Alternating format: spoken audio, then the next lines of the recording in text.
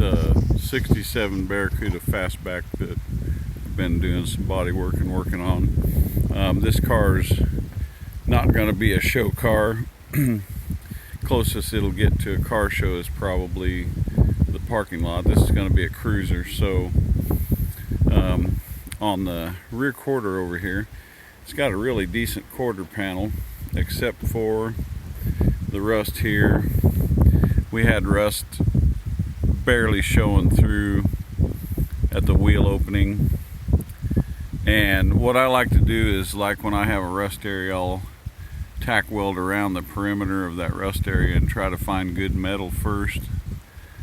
And once I got that established and welded up like that, it actually makes a thick edge to weld in a piece of new steel flush.